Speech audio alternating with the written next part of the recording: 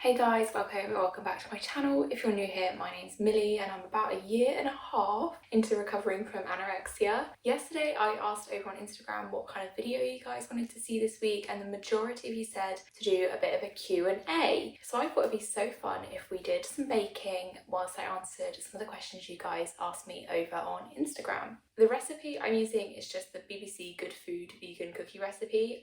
It's not going to be vegan though, because these choc chips, they're milk choc chips, but it's just one that I tested out last weekend for having friends over, and like loads of my friends are vegan, so it was just easiest. And the recipe's really good. I highly recommend. BBC Good Food, they knock out of the ballpark sometimes, they really do. But let's start with, I think it's with the butter and the sugar first. 100 grams of butter. The bowl's like here.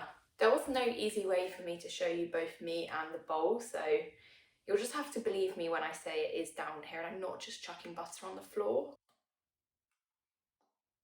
Also, I'm not sure why I thought this would be a good idea for a video, because I cannot multitask. So we're going to be baking, answering question, baking, answering question, because I have one brain cell, so we can't be multitasking around here.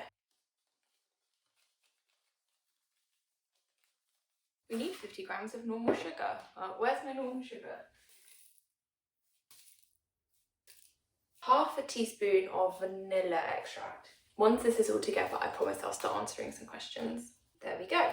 So the first question I got quite a few times, which was really nice, is just how are you? How's recovery going? It's mixed. It's been a mixed start to 2023, I can't lie. I feel like I've made some fantastic memories, but one of the things I really struggled with a lot in the past was panic attacks. As a therapist myself, I know what a panic attack is. They don't kind of bother me perhaps as much as somebody who doesn't know what a panic attack is when it's happening, because it feels like you're dying, right? It feels like you're having a heart attack, you're going to pass out, you're going to die. And I haven't had panic attacks for a long time now, I don't think. I've not had like a full scary panic attack for years, but on Thursday the other day I had a really scary panic attack. It was in work. I just finished a call.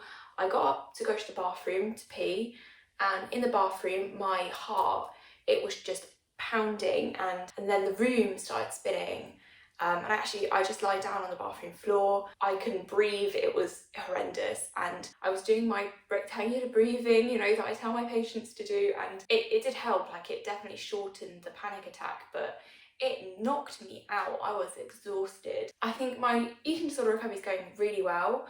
I still wouldn't say I'm fully recovered, but I'm getting there for sure. Like, I'm like debating, am I recovered? And then sometimes something happens and I'm like, maybe not quite. But the rest of my mental health has been a bit poopy, shall we say. So I am going back to therapy for anxiety, starting on Tuesday actually. So starting on Valentine's Day. That is my little Valentine's Day treat to myself, my first therapy session. And one of the persons who asked this question, like, how are you doing? They put also, you're one of my favourite recovery accounts, you really inspire me, and oh, that just makes me so happy, because I just want to be one of those people who really does kind of kick this out of my life. Like, I don't want this eating disorder hanging over me. And to be honest, I don't want to remain in the recovery community forever. I want to be recovered, and I want to show all of you that it's possible. And when I get messages like that, right, next is 125 grams of flour. Okay, I got a couple around my January resolutions, because if you don't know, I'm not doing 2023 resolutions. I'm doing resolutions for each month, so each month had a focus. But January, the focus was movement, which is interesting when you're recovering from eating disorder, isn't it? Your relationship with movement. But I think it's worth addressing, and I'm at a point in my recovery where, like, I can move. Like, I'm weight restored, I've got the energy, I'm eating enough to be able to move. So I made my kind of goals to do a 30-day yoga program with Yoga with Adrian, if anyone watches her. Fabulous, loved it. Each video was like less than 30 minutes, so it really didn't feel like impossible to do that every day. I love putting like the starlights on and then doing the yoga under the starlights. And somebody else asks about my running. Now, if you don't know, relationship with running is complicated. I only got into running as an eating disorder behaviour, but I found that I loved it. It was one of my motivations to get better, so I could run again, and yes, I am running again. It was part of my January thing. My January goals. I've been running for a few months though, but I am trying to script a whole video about exercise and relationship between eating disorders and exercise, recovery and exercise, and my thoughts on that and how I reintroduced exercise. I hate calling it exercise though. I call it movement. I hate the word exercise. It makes me think of PE at school. Also, if anyone was wondering what the focus of February was, it's actually career, my job. So I am making that a focus. I'm changing my hours and I'm working towards my accreditation for the year, because you have to do like reflective statements. So it's like, that's kind of boring. No one really cares about that, but that's my focus for this month. Somebody asked who my favourite recovery YouTubers are, and to be honest, I don't really watch much recovery YouTube. I feel like I don't really need it anymore. I feel like I am slowly moving on from the community, I'm not gonna lie. The only person I really watch is Ro.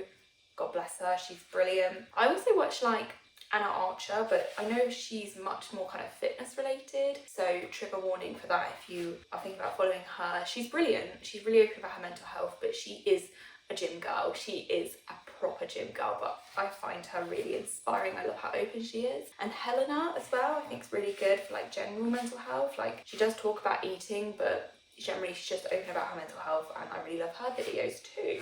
Then we have, what is your single biggest tip for eating disorder recovery? And I would say you need to find internal motivation. Why do you want this for you? And I think that will really change recovery for you. You need to kind of be able to hold yourself accountable to yourself.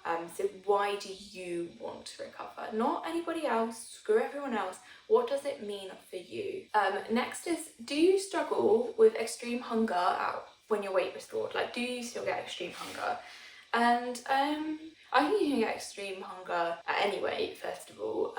I do get extreme hunger, but I wouldn't necessarily call it extreme hunger because it's related to my period. So I think that's really normal, like in the lead up to your period, to be extra hungry, and I certainly am. I notice, like, I am so hungry, I could eat and eat and eat and eat, and it feels like the same levels of extreme hunger, but I think that's normal, you know. I don't think, it's not extreme, it's your body needs that fuel at that time. And I don't know, I'm kind of going off the word extreme hunger because I don't think it's extreme. I think your body's smart and it knows what it wants, and that's an appropriate level of hunger for kind of restoring from an eating disorder. It's not extreme. So I'm kind of going off the word extreme hunger.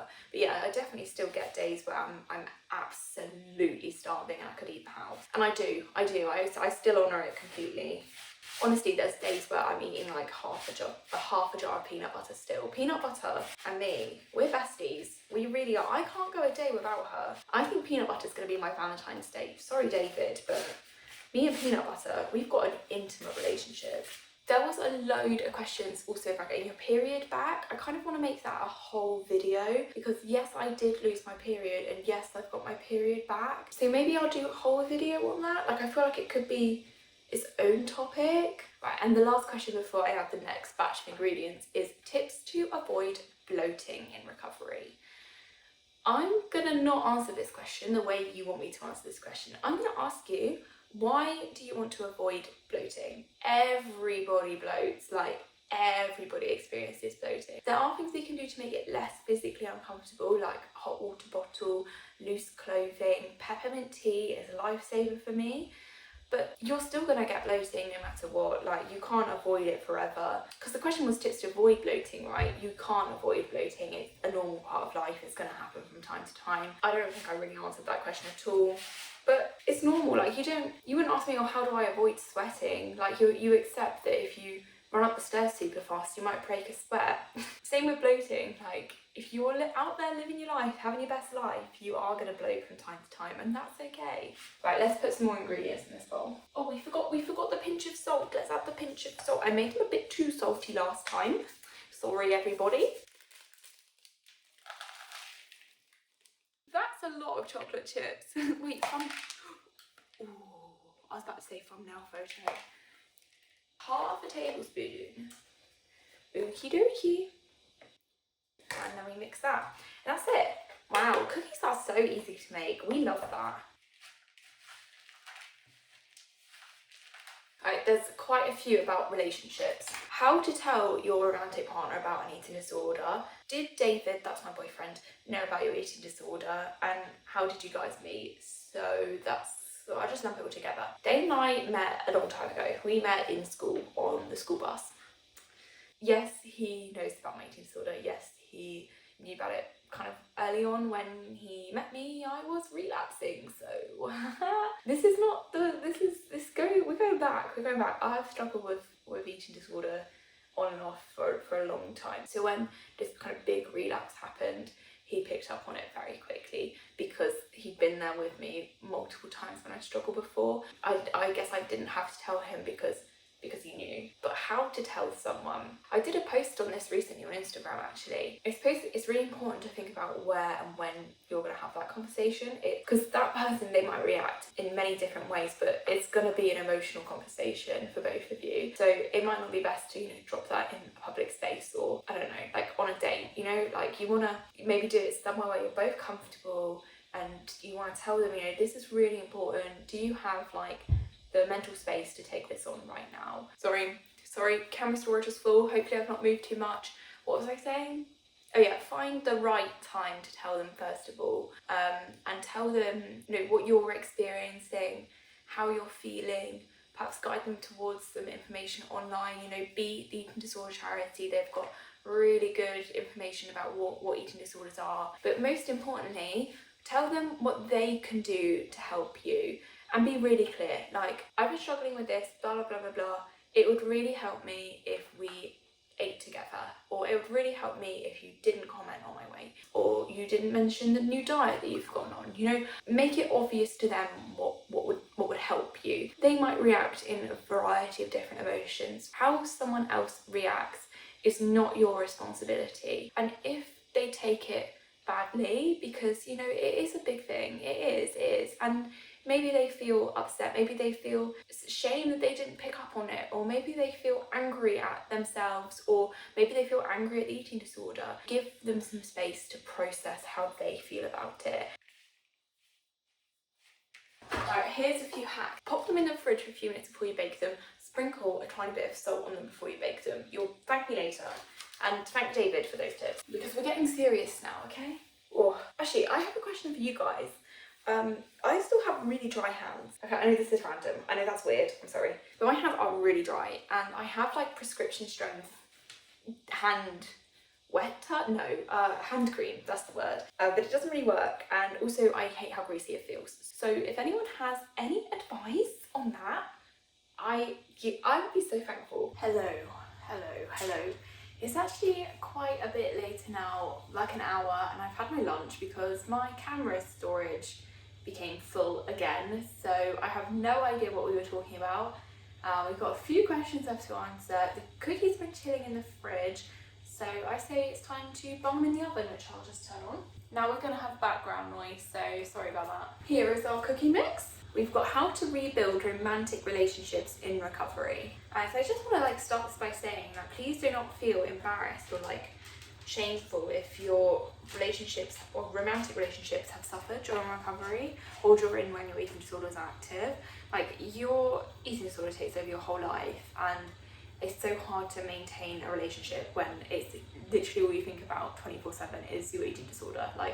There is no space in your life. When you've got an eating disorder, that is your life. If your relationships have suffered, just please know you're not alone. It'd be good to identify, if you're trying to rebuild a relationship, identify what's missing, what's been lost.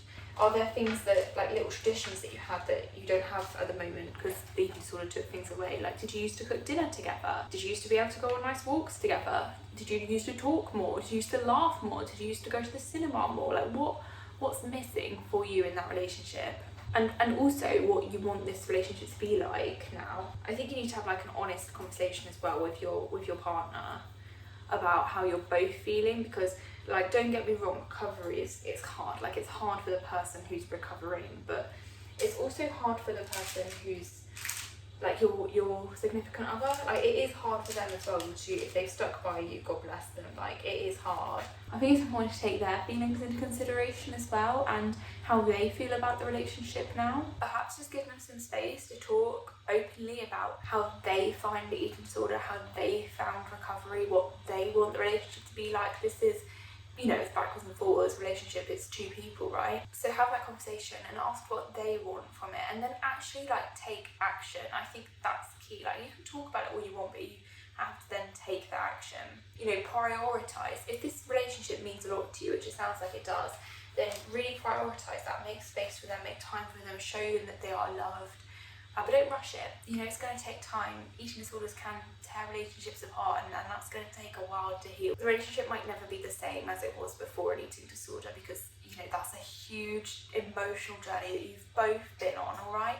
So it may never go back to what it was like before, but perhaps it will be new, and new can be beautiful as well. Side note, do consider couples counselling. Like, I think that's worth mentioning as well. Like, if it's really torn your relationship apart, please, couples counselling, it can do wonders. I think that's our first batch of cookies. I'm going to pop in the oven. Look at them. I think this is the penultimate question, you know. I think we're coming towards the end now. The next one is kind of Valentine's ideas for when you're alone, or what could a single person do for Valentine's Day. And I think somebody asked as well, what could them and their sister do for Valentine's Day, which I love. That's adorable. I'd say just be kind to yourself. You know, do things that you love. Fall in love with yourself. Like, I think that's what I'm saying here. Like, do what feels good for you, your hobby, whether that's having a really nice lie-in because you're quite tired and need the extra rest, or listen to your favourite podcast, read your favourite book, do some baking, have a rose petal bath, just you, with a good book, go for a lovely walk along the river with a coffee. You can always go to a cafe or restaurant alone as well. Like, I know that idea is quite terrifying for multiple reasons, but you can do it. I've done it, you can do it. It's a good experience. An all-day movie marathon or an at-home spa experience. Get your nails done.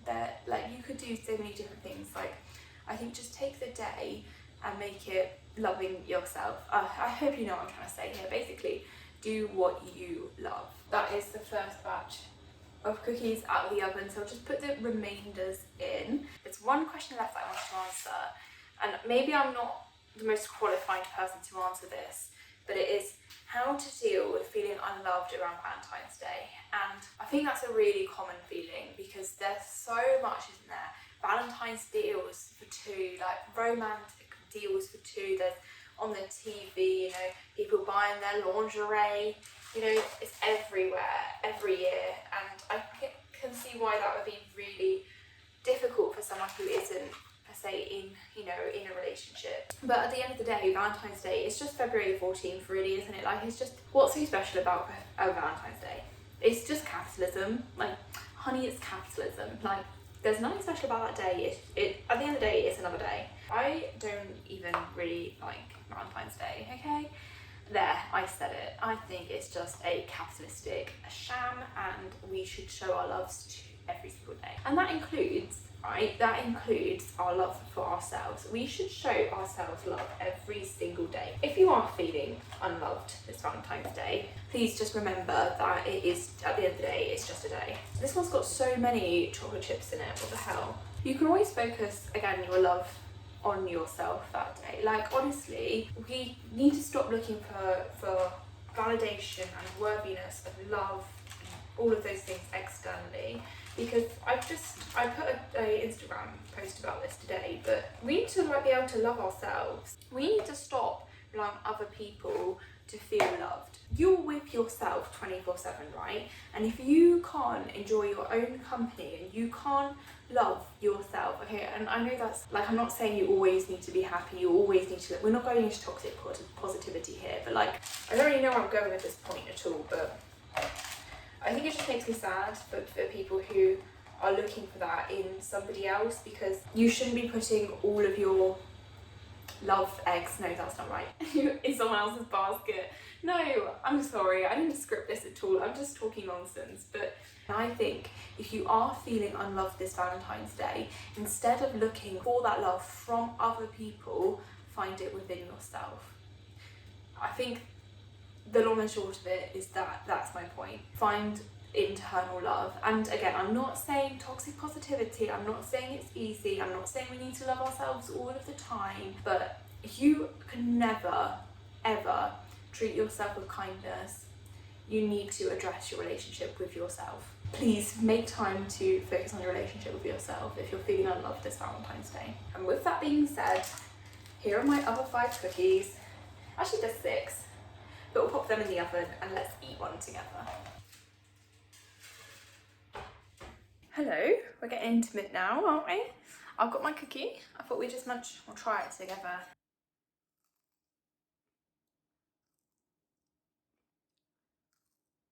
I'm not gonna lie, I'm probably gonna devour that entire tray of cookies now. They are delicious. I love them warm, crispy. Drawing the video to a close, I hate doing outros. Thanks so much for watching. Make sure you follow me over on Instagram if you want to be involved next time I do something like this. And thanks so much for watching. I'll see you next time. I just wanted to say, here is the final result of the cookies, plus the one I already ate, but they look good, and do they taste good? Absolutely.